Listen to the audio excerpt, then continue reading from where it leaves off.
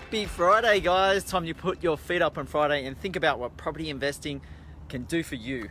I'm here today in the lovely area of Drummoyne, here with Richard Pan, who is going to give a little bit of insight about what's happened in his past, what's happening right now, and what's going to happen in the future when it comes to property investing, some other insights and information that he can give you about moving forward with your journey into property investing. Richard, thanks for joining us. Thank you. Just first of all, just to give a little bit of background about yourself, you've previously come out from China to live into Australia, and can you give us an idea of when that was, and yeah, for the viewers? Okay, yeah, sure. I came to Australia back in year 2002, and as an international student, I really fell in love with the city, so I don't want to go anywhere else. Yeah. So after I finished school and get my degree, I can start working here and living here and never live in any other city but Sydney. That was, I think it's back in year 2004, and my wife borrowed a book and she never get to read it, and I picked it up by chance. Rich Dad Poor Dad. So I didn't know it is a personal finance type of book. If I knew, I'd probably not pick it up and read it.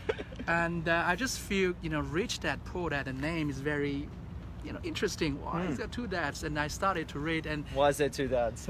this is the very first book I read from cover to cover. So never happened before.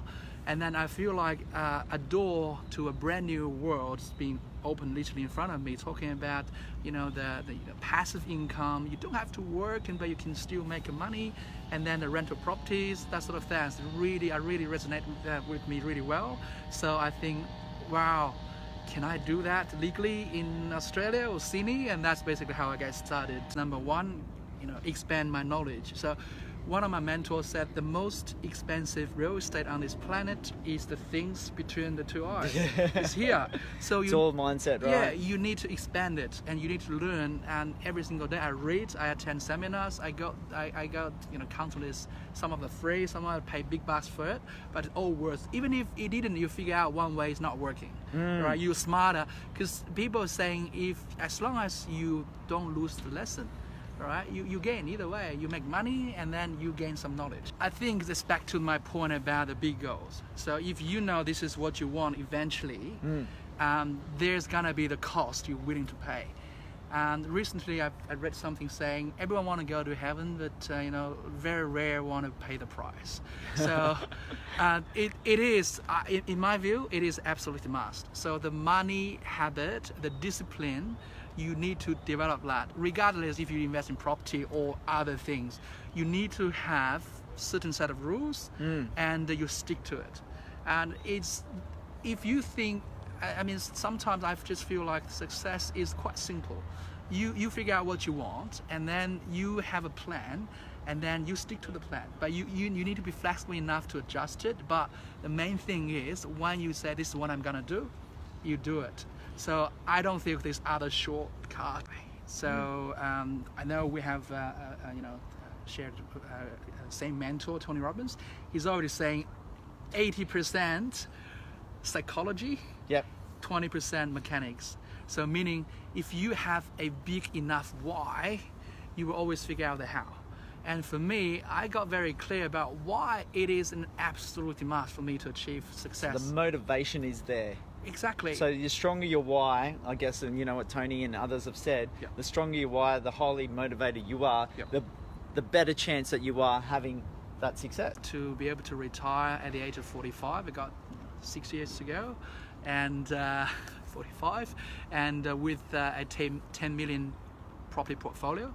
So with about a net equity about 7 million. So I will be able to accumulate a big enough critical mass, and that will generate basically the passive income for the rest of my life. That's basically the things I'm working towards. Yes, so because the yield is better, but normally you need a deeper pocket. But my end goal is actually buy commercial property mortgage free. So basically you got a critical max, you pay cash to buy it, and then you basically enjoy the cash flow. So I do know, generally speaking, and it comes in the circles, 1/3 of the time the property price will be flat. 1/3 of the time they'll be coming down a bit, like what we're seeing in Sydney. And the other 1/3 a lot of time will be double-digit growth. So for me personally, because of the cash flow position I've got, as long as I can hang on there, those 2/3 of the time, provided I'm not changing my strategy, I can actually, basically, if you're talking about now, property price going down, it's winter, you know, I know spring is always around the corner. If there's a risk, doesn't mean you don't do it. You know, people drive and they got car accidents every single day, anywhere in the world. Doesn't mean you should stop driving. You just need to, you know, stick to the rules. Don't drink and drive. You got your safety belts. You basically have the things in place to minimize your risk. One thing I've learned from Steve, from Steve, for example, about investing in commercial property, he said, you know what? If I'm starting out, right, I will go to, for example, KFCs or McDonald's and, you know, Hungry Jack's, those franchises not affected by recessions because people still need to eat. And talk to them. Hey, you guys are looking at expanding your franchises. Any particular town you actually will, you know, get into, and then I'm happy to buy that commercial property and rent out to you. And that's basically, before you buy, you already got a fully committed tenant. That's a good way to minimize your risk, because you got that, and you know this is, you know, generally speaking, the franchise business, you know, making a good money, and they will have enough money to pay you, and that's one way to minimize your risk. So yes, it different required skills, but remember, working on this, you will actually be able to do both. The best time to buy is now, because the interest rate goes up, interest go down. You got great, you know, good thing happening with families, and sometimes not so great. It's just like life, and don't delay your decision. So get educated. If you still have some student loan, or you still have some consumer debt like credit cards, work out a plan to reduce them, and then once that consumer debt got wiped out, what's next is you're gonna save a buffer, maybe 3 months worth of your salary. So you put it on side for emergency, and you will sleep a lot better at night, knowing, you know, even if I lose my job, you know, I got 3 months of expenses covered. And after that, you can start to put money aside for your deposit. Knowing what you want to achieve and knowing what's your starting point, and then figure out a plan. What's the best strategy for me to move from A to B the fastest, and then with the lowest risk.